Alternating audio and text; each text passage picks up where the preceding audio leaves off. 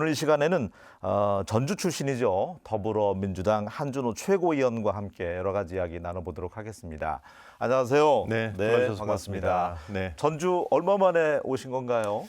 제가 올해는 처음인 것 같아요. 작년에는 뭐 여러 일들이 있었기 때문에 선거 치르고 나서 한 2차례 오긴 했었는데 가을 이후에는 처음인 것 같습니다. 원래 저희 만남이 네. 지난해 말에 만나기로 했었는데 네, 이 맞습니다. 탄핵 정국이 이어지면서 워낙 긴박하게 돌아가다 보니까 네, 좀처럼 짬이 나지 않았었죠. 네, 제가 기억이 잘 안 나는데 서너 차례 제가 아마 그 스케줄에 문제가 생겨서 못 내려왔던 것 같네요. 몸은 멀리 전주에서 떨어져 있지만 그래도 네. 고향 전주 생각은 항상 하고 있나요? 어떻습니까? 그럼요. 특히 이제 최고위원 선거를 치르고 나서 가장 많이 듣는 게 저도 전주 사람입니다. 저도 전라북도 사람입니다. 이런 얘기를 가장 많이 듣고 또 그런 얘기를 듣다 보면은 뭔가 좀 고향에 대한 생각들도 좀 깊어지고 또 아직 아버지께서 전주에 계시기 때문에 네, 종종 이제 연락드리고 하면 전주 소식도 자주 듣고 합니다. 네. 전주 떠오르면은 가장 먼저 어떤 게 떠오르나요? 뭐 음식도 그럴 거고 네. 친구들 뭐 친인척분들도 이제 다 전주에 머물고 있는데 네네. 고등학교까지는 다 여기서 나온 네네, 거잖아요. 고등학교까지 나왔고요. 네. 제가 뭐 가장 먼저 떠오르는 건 뭐 오늘 저녁에도 친구들을 좀 만나기로 했는데 저는 무엇보다도 아버지가 안경원을 하셨었어요. 지금도 이제 이름을 그렇게 부르나 모르겠는데 동서관통로라는 곳, 그러니까 풍년제과 맞은편 쪽에서 네네. 안경원을 하셨었는데 그 안경원을 학교 끝나고 나서 늘 찾아가면 지하가 있었거든요. 그 지하에서 아버지한테 졸라서 이 짜장면 얻어먹고 하던 그 기억이 지금도 그렇게 자주 나요. 그러니까 고향 하면 항상 어머니 품 같기도 하고 포근하잖아요. 네네. 네. 한 번 고향은 누구에게나 영원하기 때문에 그렇습니다. 머릿속에서 전주만 하면은 네. 뭔가 설레고 그런 마음일 것 같습니다. 제가 이제 여는 말에도 네. 지금 탄핵 정국으로 굉장히 어수선하고 어떤 분들은 네. 우울하다는 분도 있어요. 실제 뉴스 그런 보기가 분들 많습니다. 겁난다. 네. 빨리 좀 끝났으면 좋겠다 하는데 같은 마음이시죠? 저희 이제 국회에서 일하는 사람들 입장에서는 하루하루 피 말립니다. 우선 이제 이 탄핵 정국을 만든 주체들, 그들이 주장하는 바들이 이 메시지에 섞여가지고 국민들을 혼란스럽게 만들고 저희는 이걸 또 바로 잡으면서 또 재판 과정도 지켜봐야 되고 이 과정 중에 대통령 일가가 일으켰던 여러 가지 문제들이 또 이제 명태균 특검법이나 김건희 특검법으로 또 발의를 해야 되고 이런 과정들이 하나하나가 사실 쉽지가 않습니다. 그런데 오늘 제가 이 녹화를 하는 날이 최고위를 하는 날이었는데 네. 오늘 기준으로도 이제 환율이 좀 떨어지긴 했지만 환율 문제라든지 경제적인 문제라든지 또 이제 소상공인들의 폐업 문제 이런 것들이 매일매일 국회에 보고가 되기 때문에 이 수치들을 보고 있으면은 빨리 좀 마무리해야 되겠다라는 생각이 간절하죠. 지금 민심도 어떻게 보면 탄핵 찬성이냐 반대냐 반으로 쪼개어져서 이게 너무 강대강이고 일촉즉발처럼 네. 보여지기 때문에 무섭기도 하고 그런 공포감마저 느껴져요. 광주에서 네. 현장 보면 네, 금남로에서 네. 저희가 그 금남로 현장을 보면서도 느낀 게 기존의 보수란 우리의 가치를 지키는 게 가장 중요한 일인데 어느 날부터 보수가 가치를 지키기보다 이게 본인들의 기득권을 유지하는 용도 이것을 보수라고 자기들끼리 스스로 정하고 이거를 지키기 위해서 행동하는 방식이 아주 극우로 치닫고 있어서 대한민국 사회에서 이렇게 불안했던 적이 언제였던가 떠올려 보면은 저희가 그 군부 시절을 제외하고 문민정부로 들어선 이후부터는 어느 정도의 안정감을 가지고 지금까지 왔다고 생각을 하는데 이렇게 극우로 보수가 전환되고 네. 그 극우로 인해서 사회가 혼란스러워지고 이런 현상들이 아주 이례적이라고 보고 있습니다. 그래서 지금 이제 국민들께서 이게 너무 강대강으로 대치하면서 네. 전국을 끌어가는 거 아니냐라고 말씀하시지만 이 사안은 아주 단순하거든요. 본인이 친위 구테타를 통해서 장기 집권을 노렸던 여러 가지 정황들이 밝혀지고 있고 명태균 사건이나 이런 것들이 본인을 옥죄오기 때문에 네. 이거를 극복하려는 수단으로 친위구 태타를 이용한 계엄령을 선포한 것이 아니냐라는 네. 것 저희 입장입니다. 그래서 이 계엄령 선포가 헌법에 위배되는 것이 아니냐 이걸 지금 현재 헌재에서 판단하려고 계속해서 이제 변론을 하고 있는 것 아니겠습니까? 그래서 이 과정들이 조금 빨리 마무리가 되면 1차적으로 대통령에 대한 헌재 탄핵 인용이 되면 1차적으로 한 번쯤은 그런 강대간 국면이 좀 해소는 될 것 같고요. 저희가 빠르게는 한 5월 초반 정도의 대선을 생각하고 네. 있는데 그때까지 좀 혼란스럽더라도 이게 대한민국에 한 발짝 더 가는 하나의 단계가 되지 않을까라는 생각을 하고 있습니다. 그러니까 강대강이라는 게 우리가 아무리 그랬어도 네, 법원문을 부수고 들어가고 이런 그렇죠. 일은 없었잖아요. 그럼요. 너무 과격해지고 하니까. 네, 특히 이제 그 가운데 저희가 진보일 것이다라고 생각했던 20, 30대들이 가담을 했다는 것 자체도 굉장히 충격적인 일이고 네. 사법부에 대한 공격을 물리적으로 벌였다는 것 자체가 굉장히 경악스러울 일이죠. 삼권 분립이란 대한민국 헌정사상 유일하게 저희가 지켜왔던 가치인데 이 가치가 무너졌다라는 것 자체는 저희가 이 탄핵 정국에서 하나 큰 상처로 좀 남지 않나 싶습니다. 이런 부분들이 좀 빨리 바로잡아지기 위해서는 어떻게든 탄핵 인용이 빨리 되고 빠른 대선을 통해서 전국이 안정적으로 바뀌어야 된다고 생각하고 있죠. 네. 제가 이제 분장실에서도 메이크업 하면서도 네. 그 질문을 드렸잖아요. 재선이고 하니까 네. 또 뭐 국힘의 초선 의원이든 재선 의원이든 친한 분들 있을 거 아니에요. 사석에서는 형 동생도 하고 그렇죠. 꽤 선배님하고 많죠. 그런 분들하고 사석에서는 이런 공론화가 안 되는지 네. 예전에는 뭐 목욕탕 만나서도 서로 뭐 이런 건 나는 이런 뜻인데 당론이 이래서 어쩔 수가 없어 하면서 이렇게 서로 풀어가는 부분이 분명히 있었을 텐데 네. 요즘은 그러지도 않는다면서요. 요즘 그게 아주 큰 문제입니다. 정치가 결국에는 서로의 협상을 통해서 결론을 내는데 테이블 위에서의 협상은 한계가 있습니다.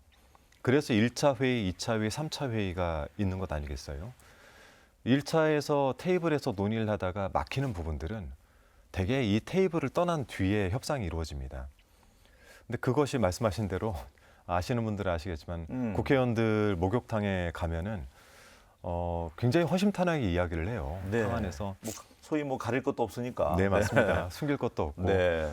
그러면 이런 부분들은 좀 양보를 해주시고 저희가 이런 부분들을 좀 내놓겠습니다라고 협상을 거기서 하거든요. 그런데 요즘에는 그 초반에 이제 그 계엄을 저희가 해제해 놓고 나서 한동안은 국회에서 탄핵안 의결되기 전까지는 그런 것들이 어느 정도 좀 지켜졌었습니다. 근데 신기하게 탄핵안이 의결되고 난 이후부터는 그 일부에서 아주 극악스럽게 변한 몇 분들 위주로 해서 내부에서 뭐를 하고 있는지는 잘 모르겠으나 나머지 의원들도 말을 굉장히 아끼는 분위기이고 실제 그와 관련된 이야기를 꺼내보면은 저희 얼굴을 좀 피하고 자리를 피하고 그렇습니다. 그러니까요. 바이든 날리면 때부터 뭐 그럼요. 인원, 요원 하듯이 윤상현 의원도 그렇고 나경원 의원도 그렇고 우리 네. 지역도 출신이라는 조배수 의원도 익산 쪽에서 원성이 자자한데 아, 자기 정치라고는 하지만 네. 이분들은 왜 그럴까요? 윤상현, 나경원 의원은 좀 경우가 다르겠죠. 이게 뭐 유시민 작가께서 이야기했던 난가, 이번엔 난가 이런 병에 걸린 것이 아니냐. 또 윤상현 의원 같은 경우에는 기본적으로 다선 의원이고 본인이 무소속에서 당선될 정도의 저력 있는 사람인데 그런데 지금 상황에서 윤상현 의원은 제가 볼 때는 이건 기회다라고 포착을 한 것 같습니다. 그건 또 나경원 의원도 마찬가지라고 생각을 합니다. 이 와중에도 네. 난가 또는 이건 기회다 이렇게 생각을 하는 분들이 있는 것이고 또 한편에서는 이러다 당이 없어지는 건 아니야라는 걱정을 하는 사람들도 분명히 존재합니다. 예. 뭐 조배수 의원 같은 경우는 실은 그 뿌리가 저희에서 시작을 했는데도 불구하고 지금 국민의힘에 가 있는데 네. 거기는 제가 정말 모르겠어요. 왜 그러시는지. 네. 그러게요. 자, 이제 개인적인 것도 좀 여쭙겠습니다. 네. 파란만장이라는 수식어가 좀 붙어도 맞지 않을까 싶습니다. 뭐 아나운서로서의 삶도 네. 있었고 또 뭐 애널리스트, 네. 청와대 행정관도 하셨더라고요. 네, 네. 개인 사업도 하시고, 뭐 개인 사업까지는 아니지만 예, 네. 뭐 대표로 있었던 어떤 네, 네. 스타트업에 어떤 옷이 지금 뭐 이제 국회의원 민주당의 최고위원까지 네. 하고 있는데 어떤 옷이 더 잘 어울리는 것 같아요. 어떤 게 더 성취감도 있고. 그래서 먼저 말씀을 드리면 제 첫 직업은 프로그래머였습니다. 통신사에서 이제 프로그래머로 시작을 해서 지금 현재 이제 한국거래소에서 근무를 했었고, 그리고 MBC에 입사를 했다가 청와대에 갔다가 국회의원이 된 건데, 네. 제가 이제 청와대를 들어가기 전이었던 MBC 생활이 사실 초반 생활만 생각하면 아나운서 시절에 가장 행복했지 않나라는 생각을 하고 있고, 한 15년 정도 했나요? MBC 생활은 전체 15년이긴 한데 네. 아나운서 생활은 제가 한 4년 반 정도밖에 못했습니다. 길지는 않았네요. 네, 네. 이명박 정권 때 노동조합 집행부로 가서 아. 2008년부터는 이제 노조 활동을 했기 때문에 네. 어, 그 시기가 또 아픔을 한번 겪었잖아요. 네, 그렇죠. 예. 이제 직업을 잃었던 때이기 때문에 그 시기를 한 9년 정도 겪고 난 다음에 2017년 박근혜 탄핵과 함께 문재인 정부가 들어서고, 그리고 이제 MBC 정상화 단계에서 한 10년 떠나 있으니까 뭐 아나운서를 더 할 수가 없더라고요. 뭐 일을 10년 떠나 있었는데 다시 가기도 어렵고, 고민을 하다가 이제 내 길을 좀 가야 되겠다라고 생각해서 학교에서 아이들 가르치면서 또 말씀하신 대로 뭐 다른 일도 좀 같이 병행을 했었는데, 그때 이제 청와대에서 함께 좀 일을 해보지 않겠냐라는 제안이 왔고, 그게 정치를 하게 된 계기가 됐던 것 같습니다. 근데 보람으로 따진다면 사실 정치의 영역이 가장 보람이 있긴 하죠. 제가 어려웠을 때 정치권이 만일 잘해줬더라면 그 당시 미디어법 파업을 거치면서 저 같은 사람들이 직업을 잃지 않았을 테고, 또 제가 이렇게 또 정치인으로 변모해야 되는 이런 경우가 생기지도 않았을 텐데, 그렇기 때문에 정치가 또 한편에선 잘하게 되면은 많은 사람들의 생활에 영향을 미치고 네. 보람도 많이 느끼기도 합니다. 제일 존경하는 롤 모델 정치인 혹시 이재명 대표입니까? 저는 이제 존경과 네. 또 좋아하는 거는 별도의 문제인데, 존경할 만한 분들은 역사 속에 굉장히 많이 계시죠. 저는 김대중 전 대통령님 굉장히 좋아하고, 노무현 대통령께서 바꿔놓은 정치 지형으로 인해서 저같이 이제 많이 가지지 못한 사람들도 정치를 할 수 있는 그 배경이 만들어진 거라, 개인적으로 정치사에서는 노무현 전 대통령님 굉장히 존경하는 편이고, 이재명 대표의 중도 실용주의 정치, 여기에 좀 매료가 돼서 이재명 대표를 따르고 지금도 함께 정치를 하고 있습니다. 지금 거리에서 지켜보시면 어떤 분이라는 인상이 강하죠. 대부분 네. 이제 저의 경우에는 참 강인한 분이다. 저희 네, 방송도 네. 한 3번 출연하셨으니까. 네, 그랬죠. 네. 일반인이 그렇게 검찰 조사 받으면 온전할 분이 있을까 싶을 정도인데 그럼요. 잘 견뎌내고 있는 것 같기도 하고, 예, 어떤 네. 분이신 것 같으세요? 첫 번째는 굉장히 재밌는 분이에요. 농담을 참 좋아합니다. 아, 그러세요? 네. 그리고 굉장히 아기자기한 분입니다. 제가 한 번은 이제 지난 20대 대선 기간에 128일 동안 근접해서 수행을 했거든요. 수행은 일정을 집행을 하는 일과 또 경호를 하는 일을 맡습니다. 그래서 이제 경찰 경호 인력까지 같이 관리를 하는데, 제가 한 번은 차를 타고 가는데 그날이 굉장히 어려웠어요. 모든 상황이 이재명을 악마화하고 공격하고, 그 당시 너무 힘들었는지 옆에서 말을 걸기가 좀 어렵더라고요. 근데 갑자기 전화기를 꺼내 들고 막 전화를 하시더니 굉장히 익살맞게 그 통화를 하시면서 너무 힘들었다, 뭐 이런 얘기를 하시는데 사모님인 거예요. 네. 야, 이재명이라는 사람은 굉장히 그 굳건하고 강건하고 그리고 날카롭고 정말 찔러도 피 한 방울 안 나올 것 같았는데 사람의 모습이 보이기 시작하는 거예요. 제가 그런 상태로 지금 이제 3년째 같이 하고 있는데, 제가 이재명 대표를 볼 때 언론과 상대 당 쪽에서 만들어 놓은 이미지가 너무 강하다.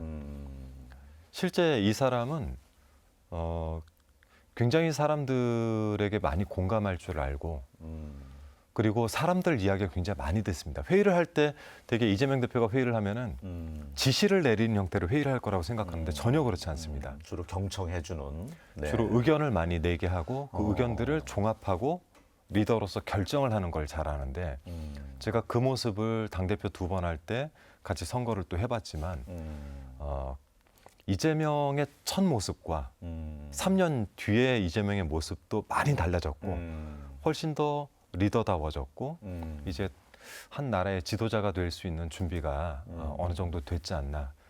그런데 그 모습이 일부 언론에서 보여주는 것처럼 정말 찔러도 피 한 방울 안 나올 사람이 아니라 생각보다 굉장히 따스한 사람이다. 그리고 국민들에 대한 생각이 늘 정말 많아요. 이게 그냥 방송이라는 얘기가 아니라 늘상 수첩에 메모하고 걱정하고 저희를 보면은 이런 거를 정책적으로 실행을 하면은 중도 서민들의 삶이 좀 좋아질까요? 라는 질문을 아예 입에 달고 사십니다. 네, 그런 측면들이 제가 중도 실용 정치를 하는 측면에서 따라간다라는 말씀을 압축적으로 드렸는데 제가 3년간 지켜본 결과 이분과 함께 정치 여정을 같이 하면 정말 행복하지 않을까. 그로 인해 가지고 국민의 삶이 많이 변하지 않을까라는 기대감이 있습니다. 강인한 모습 뒤에는 위트와 또 온화한 면이 숨어져 있다. 네, 네. 예.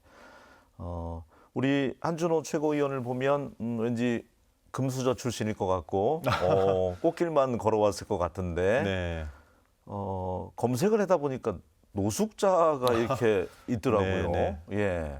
근데 힘겨운 시절이 있었던 모양이에요. 네, 뭐 그 시기가 네. 다들 좀 어려웠던 시기인 것 같아요. 제가 이제 93년에 군에 입대를 했고 95년에 제대를 했고 또 대학을 다니면서 97년에는 IMF를 맞았는데 이제 제 또래 이제 50대 초중반의 나이들은 저희가 이렇게 여유 있게 자란 세대는 아니지 않습니까? 그래서 저도 이제 아버지께서 안경원을 하셨다고 말씀드리긴 했는데 그때는 뭐 누군가 하나 사업을 하면은 연대보증을 서고 연대보증으로 인해서 집이 한꺼번에 같이 망하고 뭐 저도 이제 그 과정을 겪었던 거죠. 그래서 뭐 흙수저는 아니고 저는 이제 흙에 묻은 금수저다 항상 이렇게 표현을 하는데 그 과정 중에 뭐 잠깐 겪게 된 일이라 근데 제가 이 얘기를 아주 오래전에 방송에서 우연히 한 거예요. 근데 그때는 카메라가 돌아가는지 몰랐어요. 왜냐하면 제가 하던 쇼바이벌이란 프로그램이 있었는데 그 프로그램에 나오는 사람들이 중도 신인 가수였습니다. 그러니까 정말 이제 중고 신인 가수들이라 뜨지 못하는 가수들을 저희가 다시 띄우기 위해서 이 경쟁을 하는 프로그램이었는데 그때 뭐 제 기억이 맞다면 LPG라는 가수들이 굉장히 어려워했었고 그걸 조언 주는 과정 중에 이제 저희가 실제 술을 마시면서 대화를 나누고 있었는데 은연중에 이제 본인 얘기가 나온 카메라가 거네요. 네 이제 숨겨진 카메라가 돌고 있었던 거예요.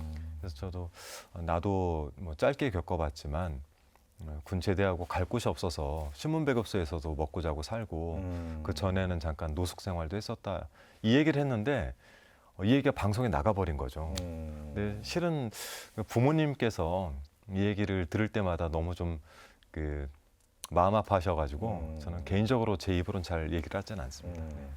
그렇지만 그 시기를 통해서 우리 서민들이 어렵게 사는 부분도 공감하는 능력이 생겼잖아요, 분명. 그거는 있죠. 네. 네. 제가 이제 신문배급소에서 살 때는 그곳이 방배동이었었는데 신문 배급을 하는 사람들 중에 좀 어려운 분들이 워낙 많으니까 이제 숙소를 제공하고 아침 식사를 제공하고 그랬던 곳인데 뭐 한 방에 한 서너 명씩 또 큰 방에는 한 대여섯 명씩 이렇게 모여서 잤거든요. 뭐 가출한 중학생부터 시작해서 이제 집이 망한 가장 뭐 그다음에 이제 뭐 본인 입으로는 뭐 국정원 출신이라는 분도 계시고 막 정말 다양한 분들이 와 계세요. 그 가운데 서로 경계를 하면서도 그들 삶을 통해 가지고 간접적인 경험들을 좀 많이 했던 것 같습니다. 그 고등학교 동문들께서는 우리 한준호 최고위원은 사실 지역구를 우리 지역에서 와서 했으면 좋겠다고 그렇게 네. 기대 섞인 말씀을 많이 할 정도인데 네. 제가 그래서 봤더니 공약 이행률도 상당히 뭐 높더라고요. 네, 그렇습니다. 꼭 약속한 건 지키려고 네. 그렇게 활동하시는 것 같아요. 예. 제가 이제 성격도 그런 것 같은데 우선 남들하고 약속을 할 때 굉장히 좀 신중하게 하는 편이에요. 그래서 뭐 이거 언제 같이 해요라고 하면 답을 잘 못합니다. 성격상. 아, 그러면 제가 한번 잘 생각해보고 언제까지 답을 드리겠습니다. 이렇게 답을 하는 편인데 그래서 공약을 만들 때도 좀 신중하게 공약을 만드는 편입니다. 보통 이제 정치인들이 내가 이거는 그냥 해줄게 라고 쉽게 이야기할 수 있는데 저는 그게 검토가 끝나지 않으면 공약으로 잘 내걸질 않습니다. 이건 이제 이재명 대표님 말씀하셔서 제가 사실 그분께 배운 건데 왜 이렇게 공약 이행률이 높습니까? 라고 한번 물어봤는데 웃으시면서 지킬 수 있는 것만 공약에 담기 때문입니다. 라고 하시더라고요. 네. 저도 그래 철칙으로 얘기하고 있습니다. 지킬 수 있는 것만 약속하자. 네, 개 중에는 이제 아니 누구는 이것도 해준다는데 당신은 현역인데 이것도 못해요? 이렇게 물어볼 때가 있는데 이거는 이래저래 해서 사실 정치인들이 공약하는 것 자체가 무의미하다. 하지만 그를 위해서 노력은 할 텐데 공약으로 제가 걸게 되면 약속이라 이거를 제가 지켜야 되는데 지금으로 봤을 때는 방법이 없다라고 말씀을 드립니다. 근데 그런 걸로 공격도 많이 당했지만 한 4년 정도 지역에서 제가 일하는 모습을 보고 네. 지역 주민분들께서 그래도 한준호는 말을 하면 지킨다. 약속은 꼭 지킨다. 이런 신뢰관계가 좀 많이 생긴 것 같습니다. 정치인이 신뢰를 얻는 게 가장 큰 거죠. 네. 어떤 정치인으로 남고 싶으세요? 정치는 계속 하실 것 같으니까. 정치... 한준호 최고위원 하면은 그래도 네. 우리 국민들이 어떻게 기억하면 좋을지. 네. 방금 이제 신뢰를 말씀하셨는데 네. 정치인으로서는 가장 큰 건 신뢰를 받는 정치인이 되는 겁니다. 그를 위해서 늘 노력을 해야 되고 그 때문에 자기 관리나 또는 말을 할 때 늘 조심하게 되는데 저는 이제 조금 더 솔직하게 말씀을 드리면 아나운서가 처음 됐을 때 제가 좀 늦게 됐어요. 나이도 30 다 돼서 아나운서가 됐고 결혼도 했고 아이도 있었으니까요. 근데 그때도 기자분들이 인터뷰를 할 때 가장 많이 물어보는 게 어떤 아나운서가 될 거냐. 상투적이면서 많이 물어보죠. 그렇죠. 네. 근데 저는 제 후배들을 가르칠 때도 그랬지만 내 앞에 붙는 수식어는 내가 만들 수는 없다. 늘 뒤에 평가를 받아야 되는 거기 때문에 다만 하나 내가 자신 있게 이야기할 수 있는 거는 이건 좀 제가 좀 속어를 써서 죄송하지만 쪽팔리지 않는 사람이 되자. 즉 부끄럽지 않은 아나운서가 되겠다. 후배들에게. 저는 제가 정치를 하면서 제 공보물에 글을 직접 써서 넣었습니다. 정치를 언제 그만두고 나올지 모르겠으나 정치를 그만두고 제가 회관을 걸어 나올 땐 적어도 박수 받진 못해도 내 가족들에게만큼은 박수 받을 수 있는 그런 정치인이 되고 싶다라는 말씀드렸는데 함축적으로 말씀드리면 제 가족들에게 부끄럽지 않은 정치인이 되고 싶습니다. 중요한 말씀입니다. 네, 네. 부끄럽지 않은 한 점 부끄럼 없는 정치인으로 남고 싶다.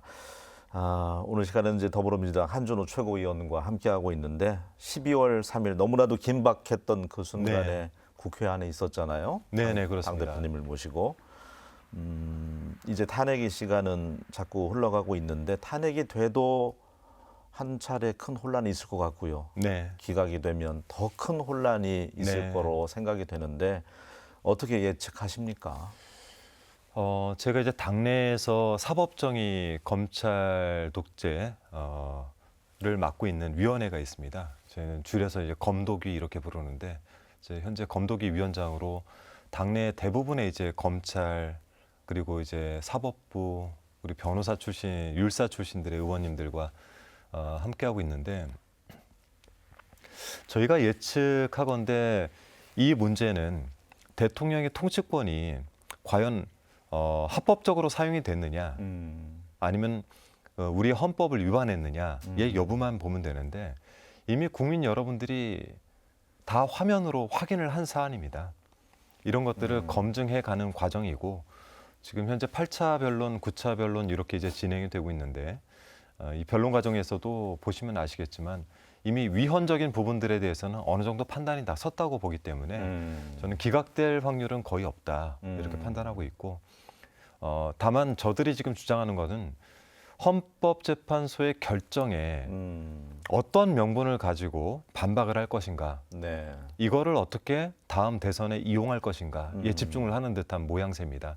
즉 보면은 우리는 내란 때 국회에 그 군 출신들, 그러니까 군인들을 들여보내는 거에 있어서 우리가 지시하지 않았다. 그리고 국회를 우리가 봉쇄하고 침탈하려고 했던 것이 아니다라는 주장을 하는데, 이거는 사실 헌법재판소에서 다루는 문제하고는 좀 다른 문제입니다. 네. 그래서 말씀대로 제가 볼 때는 헌재의 탄핵 인용은 한 3월 초순경에 되지 않을까라고 보고 있고요. 박근혜 때를 생각하면은 마지막 변론 기일부터 대략 한 10일 내에 결정이 될 것 같아서 대략 한 네. 3월 초쯤 될 것 같고요. 그로부터 60일 이내에 대선이 치러지기 때문에 지난 2017년도에 있었던 시기하고 아주 비슷하게 네. 5월 8일에서 그 즈음에서 저희가 대선이 치러지지 않을까 싶습니다. 다만 걱정이 되는 건 오늘 대화 중에도 이야기 있었지만 네. 그 사법부의 침탈이라든지 헌재를 부정하는 지금 행위들이 헌재 결정 이후에도 계속되지 않을까라는 생각이 들어서 그 부분들에 대해서 좀 예의주시하고 있습니다. 그러니까 극단적인 일들이 좀 안 벌어져야 될 텐데 네. 걱정이기도 합니다. 자, 마지막으로 네. 고향 분들에게 네. 정면 카메라 보시고 모처럼 또 고향 전주 찾았으니까 인사 말씀 듣는 걸로 마치도록 하겠습니다. 네, 고맙습니다. 네, 오늘 이렇게 전주 방송에서 초대를 해주셔서 고맙습니다. 저는 전북의 힘으로 더불어민주당의 최고위원이 되기도 했고, 또 전북에서 배출한 민주당의 최초의 최고위원이기도 합니다. 늘 가슴 깊은 곳에는 저희 아버지 어머니 고향이고 또 제 고향이 또한 이 전주 전라북도에 깊은 애정을 가지고 있습니다. 물론 이곳에서 얻은 상처도 작지는 않습니다만 그런 상처보다 저는 이 전라북도에 대한 애정이 더 뜨거운 것 같습니다. 민주당에서 일하면서 우리 국민과 우리 그 도민들을 위해서 어떠한 결정들로 어떤 도움을 드릴까 늘 고민하고 있는데, 늘 따뜻한 마음으로 지켜봐 주시고요. 저도 여러분들을 위해서 최선을 다하겠습니다. 올 한 해는 정상적인 나라, 그리고 따뜻한 국민들의 인심이 다시 묻어나는 그런 대한민국이 됐으면 좋겠습니다. 불러주셔서 고맙습니다. 네.